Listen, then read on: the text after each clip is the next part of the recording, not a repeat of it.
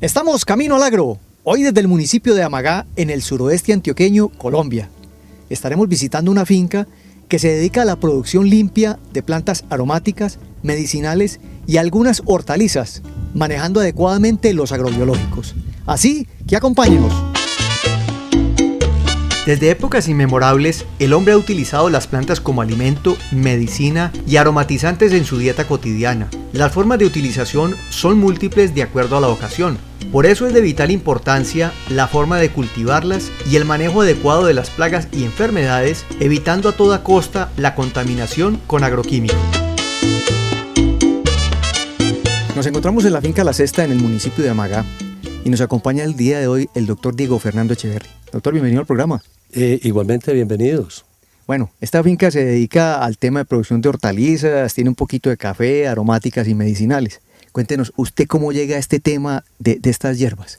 Germán, al tema de las hierbas llegamos a través de la experimentación de muchos años, tratando de optimizar y buscarle un valor agregado y una diferenciación de nuestra producción a través del sistema de comercialización que manejábamos actualmente. Esta diversidad en la producción de las hierbas nos ha ayudado a manejar un poco mejor la integración y la producción limpia, tratando de utilizar en lo posible los productos biológicos. Con ellos pretendemos controlar enfermedades y plagas en unos productos que son de consumo inmediato, que no permiten ningún tipo de lavado ni de transformación adicional.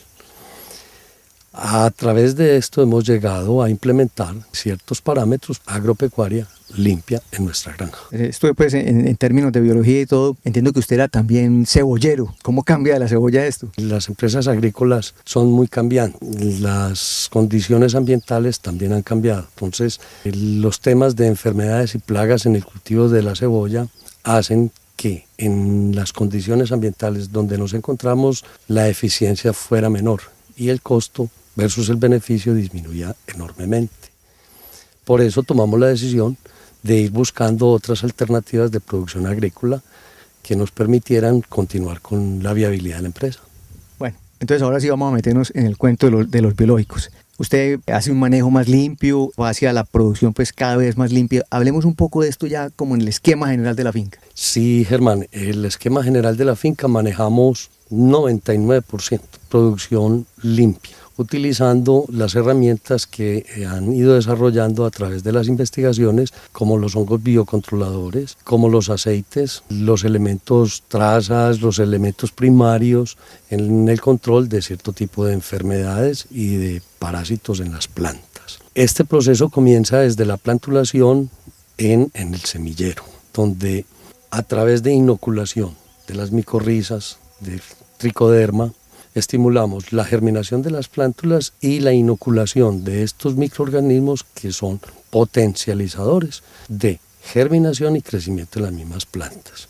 Posteriormente, cuando se llevan a campo, se hace la misma inoculación en campo y se hace un mantenimiento periódico de este tipo de microorganismos. Si se presenta algún tipo de enfermedad o de insecto plaga, usamos los diferentes mecanismos que se tienen dispuestos para ellos. Dentro de esos disponemos de algunos hongos que controlan larvas y huevos de algunos insectos. Tenemos otros hongos, tricoderma, que nos ayuda a controlar y a prevenir la presentación de algunas enfermedades fungosas. Tenemos la utilización de los aceites de potasio, de sales de potasio, donde tienen un efecto larvicida y ovicida. Los pegantes o adherentes que nos sujetan las plagas al follaje. Tenemos algunos agentes naturales que son insecticidas, como el tabaco, el neem, ¿sí? Y tenemos la utilización de algunas trampas de luz negra, de luz blanca y algunas trampas cromáticas. Con esto vamos ayudándonos a disminuir la enfermedad. ¿Qué tal le parece si vamos a la zona de bancos y plantulación para que arranquemos por el principio? Perfecto, Germán. Procedamos, vamos. Las primeras etapas de las plantas son fundamentales para garantizar un buen desarrollo, un excelente estado fitosanitario y que el consumidor final adquiera un producto de inmejorables condiciones, tanto estéticas como de contenido nutricional y sin contaminantes. Ya nos encontramos en la zona de plantulación, doctor, y vamos a hablar de este tema del manejo del sustrato. ¿Qué sustrato se utiliza aquí? Germán, el sustrato que utilizamos en la granja es un sustrato compuesto de 2 residuos orgánicos que son subproductos de cosecha de otras actividades agrícolas. Utilizamos la cáscara de arroz y la cáscara de coco debidamente triturada y prensada. Estos sustratos llegan individualmente a nuestra granja y a través de un proceso de lavado y de desinfección los adecuamos para evitar que la contaminación del sustrato no genere problemas en la plantulación. Después de hacer ese lavado y desinfección, inoculamos el tricoderma, la Burkholderia cepacia y las micorrizas. Del momento en donde hacemos la inoculación, la hacemos en forma líquida. Aprovechamos a inocular y a la vez a humedecer el sustrato que está preparado para recibir la semilla. Posteriormente se lleva al sitio de germinación y allí se le hace el mantenimiento y las mejoras a través de este sistema de humectación. 2 veces a la semana se le hace aplicación de los biocontroladores para evitar que en el área de plantulación se nos generen el tipo de enfermedades, especialmente hongos o bacterias que son muy propicias por las condiciones de alta temperatura, alta humedad que se presenta entre los semilleros. ¿Este tipo de sustrato, la proporción de coco, de cascarilla, obedece al tipo de especie? Dependiendo del tipo de especie que vamos a sembrar, del tipo y tamaño de la semilla y si se va a sembrar semilla o esqueje. Los esquejes más leñosos, como son más difíciles de enraizar, necesitamos que tengan un mayor contenido de humedad. Ese mayor contenido de humedad se lo damos con mayor proporción de coco que de cascarilla. Pero si necesitamos germinar una plántula como lechuga, donde el exceso de humedad nos podriría la semillita, utilizamos una mezcla más cargada en cascarilla que en turbo. Es básicamente esa diferenciación la que se debe tener presente en el momento de plantular. Háblenos de especies que se propagan por semilla y cuáles por esqueje. Nuestra producción acá en la granja manejamos producción de hortalizas, todas son por semillas, lechugas, tomates, pepinos. En ocasiones que sembramos matas de cilantro, todas se hace propagación por semillas. En las hierbas aromáticas se pueden pagar todas por semilla, pero hay unas semillas que son muy costosas, de una viabilidad muy reducida, de un crecimiento muy lento. Entonces preferimos hacer la propagación por medio de esquejes. Las que utilizamos para propagar por semilla están la manzanilla, la caléndula, el eneldo, el hinojo, el llantén. Las que utilizamos esquejes para reproducir, el orégano, el tomillo, el romero, la hierbabuena, la menta, la salvia, la ruda, el ajenjo, como en términos generales. Pero adicionalmente hay otra reproducción de especies que es por otros sistemas diferentes, como es la partición de las plantas por rizomas con raíces vivas, como es el cebollín y como es la limonaria. Y hay otras especies que se deben reproducir es por medio de acodos o partición de plántulas con raíces completas, como son los árboles de laurel, donde las semillas en el país no se consiguen porque no es su hábitat natural. La reproducción por acodos es muy lenta y por esquejes la viabilidad es de menos del 1%.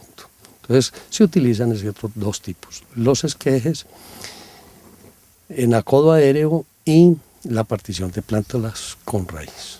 Doctor, aquí, pues fuera de los biológicos que se manejan en el sustrato, ¿hay algún otro biológico que venga vía aspersión?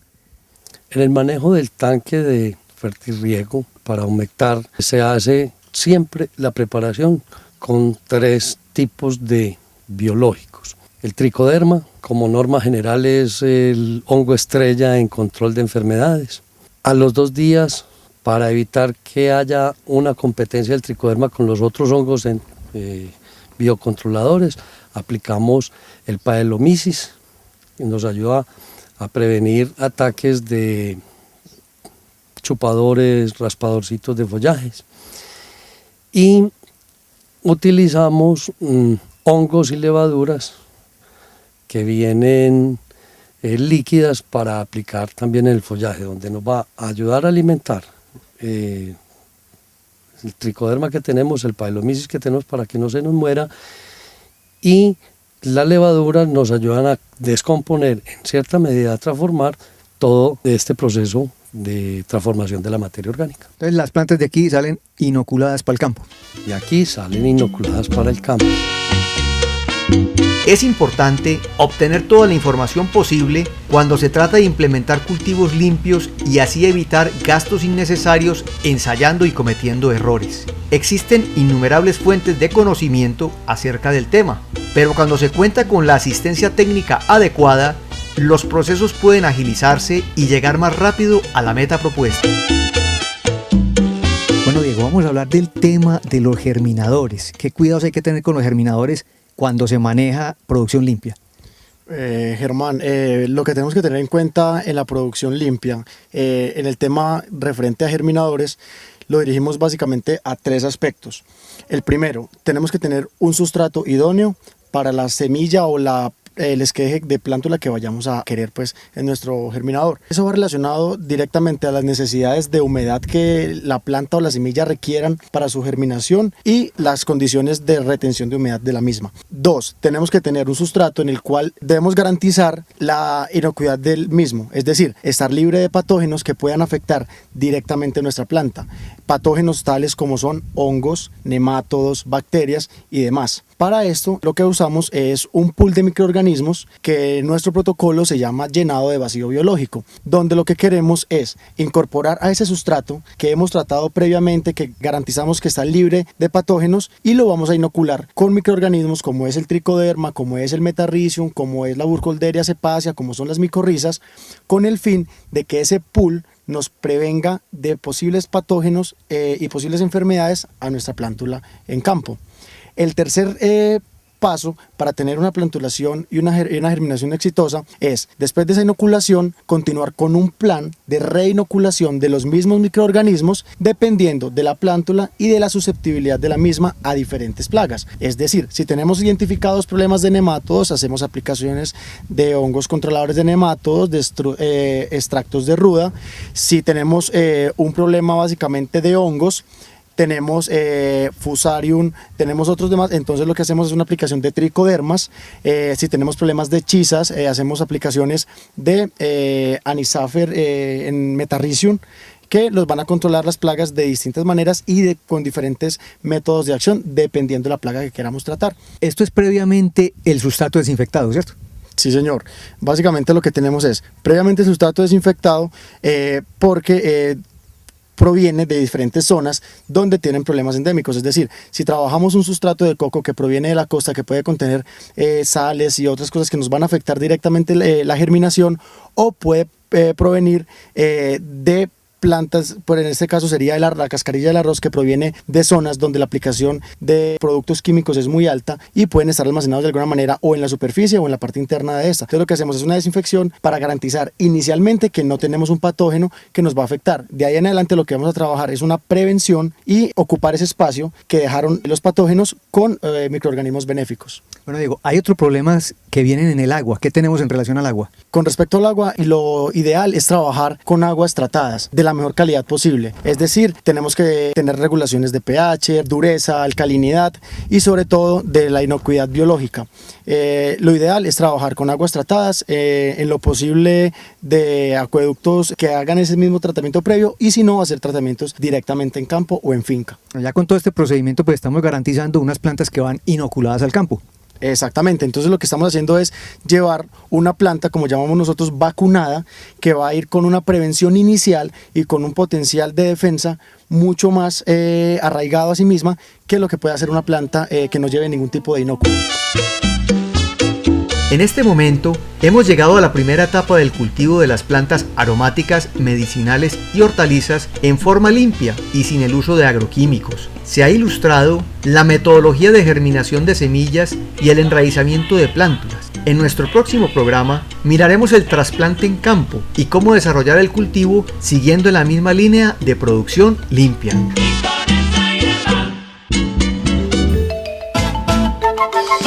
Camino al Agro. Nos acompaña Janet Mejía, quien ha venido de España a hacernos por aquí la visita, y vamos a hablar de plantas medicinales. Janet, bienvenida. Muchas gracias, señor Germán. Bueno, vamos a hablar de esa historia que usted tuvo en su hogar en donde la medicina era muy regular y usted empezó a trabajar con esas plantas medicinales. Sí, Germán, mira, a raíz de problemas de salud que he venido arrastrando hace unos años, me dediqué a investigar mucho acerca de las plantas y sus propiedades y cómo apoyarme en estos medios para poder paliar problemas de salud que podía tener y que a raíz de todo esto podía solucionar sin tener que estar siempre accediendo a centros médicos y que por medios de la naturaleza podemos aprovechar muchas cosas. Entonces empecé investigando con lo más básico, que son cosas que normalmente solemos tener dentro de casa, en la cocina, para cocinar, en el consumo diario, tanto a nivel de vegetales como de hortalizas, el consumo de las frutas, en tema de infusiones como es el tratamiento con la manzanilla, que son cosas de toda la vida y son plantas que nuestros ancestros siempre las han traído a nuestros hogares, a nuestras familias, de generación en generación. Entonces podemos encontrar una cantidad de propiedades y que en realidad hay plantas que no solamente son para paliar enfermedades básicas, sino también problemas como desinfectar heridas en casos de urgencias, como por ejemplo lo que es el tomillo, que es una planta que es desinfectante, nos puede ayudar en el tema de malas digestiones. También se utiliza como alimento. Por ejemplo, las sopas de tomillo, que son alimentos que normalmente a veces las abuelas nos preparaban. Y aparte de eso, también todo lo que es el consumo de las frutas y las propiedades en sí del consumo del zumo del limón, la importancia que tiene el consumo del limón dentro de nuestra alimentación, la naranja, el plátano, que es una fruta que nos sirve como antidepresivo. También podemos tener en cuenta lo que es el consumo de la naranja y el limón en trastornos respiratorios o infecciones respiratorias, gripes.